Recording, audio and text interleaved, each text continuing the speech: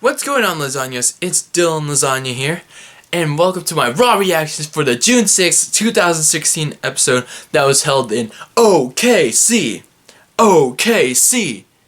Nah, forget OKC, because the Oklahoma City Thunder is at home washing their tights. Well, I didn't really see the full broadcast, but maybe some of the Oklahoma City Thunder was there. If they were, some of you guys that watch Raw that were watching the full broadcast, leave down in the comments below if some of the Thunder players were there. Maybe Kevin Durant and Russell Westbrook was there. But anyway, we're not here to talk about the Thunder. We're here to talk about what happened on Monday Night Raw, which was, looking at the highlights, it was not so bad, actually. So, the show started off with all the 6 Money in the Bank participants in the ring. Kevin Owens smack-talking all of his competitors, as usual. He's downplaying Chris Jericho as the best in the world at what he does. He's just interrupting everyone. The usual opening segment from Monday Night Raw. And then Chris Jericho wants everyone to sink it in, the reaction, and then Dean Ambrose just goes to attack him. And everyone else starts beating the hell out of each other. And here comes back. I don't know what the theme song is. Teddy Long is back. So let's just say that. Teddy Long is suddenly back on Monday Night Raw. It's like, wait, this is not a show. He would return on SmackDown. He should come back on a show like SmackDown.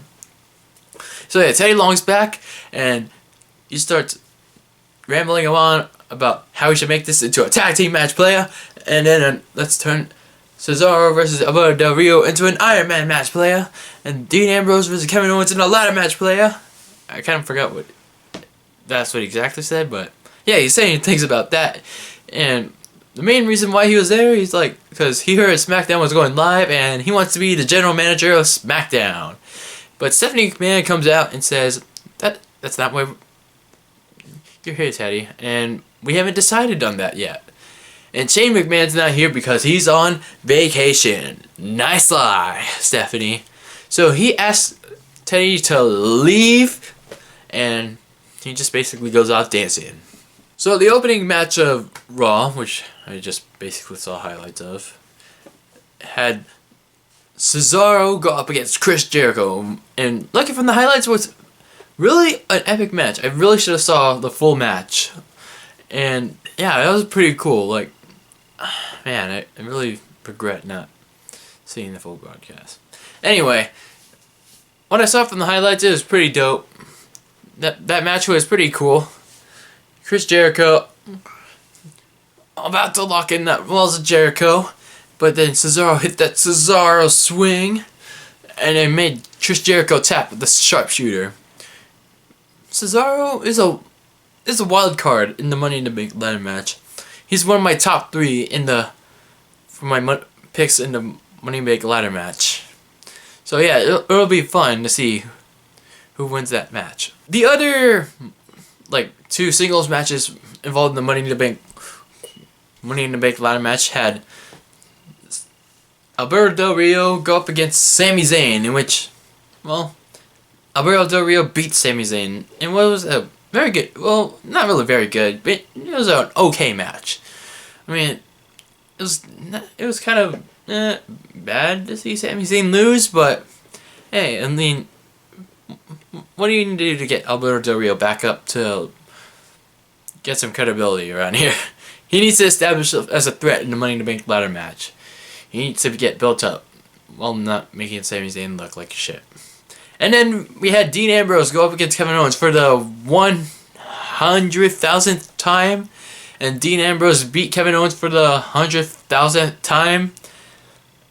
But that was a good match, but you just need to mix it up a little bit. Have Dean Ambrose go up against next week on Raw, they should have Dean Ambrose go up against Sami Zayn. Cesaro go up against... Man, that's hard. Yeah, yeah, that's really hard. Like, yeah, when you try to mix up the matchups, you should have Kevin Owens go up against Alberto Del Rio, and then Chris Jericho go up against Sami Zayn, and then Dean Ambrose up against Cesaro. It's really hard. It's really hard to see. I can't be a matchmaker for WWE because it's hard to pick. Like, if you want to mix it up, you have to really think of what the fans really want. So anyway, after the match, Dean Ambrose like goes to hit Kevin Owens, just goes up the ladder, and then stands on top of it. But then Kevin Owens pushes him off the ladder, and then hits. I think he hits him with the ladder. I don't remember from watching the highlights. And then Kevin Owens puts up the ladder and stands on top of the ladder. John Cena cut a very good promo on Monday Night Raw, talking about his WrestleMania worthy match at Money in the Bank against AJ Styles. And he put over Styles very well. Well, obviously keeping himself over. And then here comes the Bullet Club. Oh, I'm sorry, this is not New Japan. The Club. It's so generic name, by the way. Wait till Finn Balor gets to the main roster and joins the Club. Well, maybe. And anyway, here comes the Club, and then AJ Styles goes on to say why he attacked John Cena and joined the Club. He says, because I don't want to get buried by you. Because I can. Because that was the plan. And yeah, that was a very good, effective reason by Styles. Because with these three guys, they're my insurance policy to make sure I don't get buried by you. He was using internet wrestling community terms against John Cena. And John Cena was like, really, nigga? Really, nigga? You have to fight to earn respect. You have to fight to earn your place in the WWE. You know how many times you failed to earn your place in the WWE? You lost to Chris Jericho. You didn't do shit in the Royal match. Which was your WWE debut. You lost to Roman Reigns twice for the WWE title. You got buried by Roman Reigns in the... And now you're soon to get buried by me. You want to get buried by me? Let's go right now. And then here comes AJ Styles and the Bullet Club, but they get stopped by the New Day, which is basically no fair because it's 4-on-3. That's total numbers disadvantage right there. So that basically ends the segment, and which leads to a 6-man tag team match between the Club and the New Day, which was pretty good. I can't really say anything else besides that, but I like the result from here. They keep the Club strong, and they absolutely dominated the New Day right here. I think they took Xavier Woods completely out of the equation from watching the highlights. When AJ Styles dropped Xavier Woods with the Styles Clash, he appeared to not return from the match. So it was basically 3-on-2 from that point on. But that was a pretty good match from those highlights. So after and then AJ gets the win for the Club. For the Club, phenomenal forearm, bam! And he hits it on Kofi Kingston. 1, 2, 3. They get the win on the champs. And then they go on to attack the champs. But here comes Super Cena. Da, da, da, da. And then he goes to attack the Club. Save Kingston. But then Styles goes to attack John Cena. He goes on to bask in the glory. Then he attacked John Cena again. He got the upper hand. But then here comes Kofi Kingston. Bam! And then Big E with the big ending on Carl Anderson. And then the attitude adjustment on Luke Gallows. And that basically ends Raw right there. I mean, yeah, sure, the babyface has got the upper hand. But it'll be next week to decide who will get the upper hand at Money in the Bank. And then there was some other stuff that happened on Monday Night Raw. We also had Enzo Amore go up and Big Cass go up against the Vaudevillains. Oh yeah, by the way, Stephanie McMahon stole the idea from Teddy Long that there will be a fatal 4-way tag team match at Money in the Bank, which will involve the New Day defending their tag team championships against not just one, but 3 tag teams, which are Yes, Enzo Amore and Colin Cass, the Vaudevillains, and Luke Gallows and Carl Anderson. I understand this. I kind of understand where they're going with this because New Day, Anderson, and Gallows, they both been feuding with each other. Enzo and Cass and Vaudevillains, they've been feuding with each other, and the tag team division's been pretty competitive. So why not put them all into those two feuds in one epic match? That doesn't seem like a bad idea. And if they make it into a ladder match, that would be even better. So anyway, Enzo and Cass versus the Vaudevillains was a pretty decent match. And then they go back to the concussion storyline, like the legit concussion storyline where I think it was Simon Gotch I think it was Aiden English threw Enzo, like whiplash Enzo between the ropes again, and then which pissed off like Big Cass again, and then he went on this rampage that basically disqualified him and Enzo, but I don't think he seemed to care, and then he hit the East River crossing on Simon Gotch, and then they hugged it out, which was pretty badass of Big Cass, man. Like, if he goes on to be a single star, man, I'm really expecting kind of big things for him. He's gonna be a pretty cool singles competitor, but I don't want him to separate from Enzo just yet. They're gonna be cool tag team champions eventually. We also had Jack Swagger versus Rusev, and I'm kind of glad Rusev won by countout, so Jack Swagger doesn't continue to get buried. And was basically the only cool spot of the night was Jack Swagger and Rusev like double clotheslining each other, and that led to Jack Swagger being counted out. Well, not really, because Rusev threw Jack Swagger into Titus O'Neil, and then Rusev took advantage and won by countout. And then Jack Swagger tried to get payback on Rusev, but Rusev got the upper hand, and then Titus O'Neil went in to save Jack Swagger and attacked Rusev, and then hit that big boot on Rusev, and that was it to promote their match at Money in the Bank. And yeah, this is a pretty decent feud so far. So I'm pretty excited for their match at Money in the Bank. It's kind of fresh, and not really exciting at this point, but give it time to develop, and it should be a fun match at Money in the Bank. We also had the never-ending saga of Fabrice go up against the Golden Truth in one-on-one action where Tyler Breeze go up against R-Truth in one-on-one action, which basically ended in a no contest when Goldust and Fandango started attacking each other, and they attacked each other, which brought out Teddy Long dancing. Let's make this into a tag team match, playa. But then that brought security, and that never happened. And then Stephanie McMahon told Teddy Long, "Get the fuck out of here!" And then Teddy Long just left. What a waste. Oh yeah, they also showed some video packages to promote the WWE Championship match at Money in the Bank. That the sides of the history of Seth Rollins and Roman Reigns, like rivalry, friendship, whatever you want to call it. Yeah, it was like very detailed. Well, yeah, very detailed and very well told. Like on one side, like they had it in two like videos. They had it on Seth Rollins' side of the story, and then Roman Reigns' side of the story.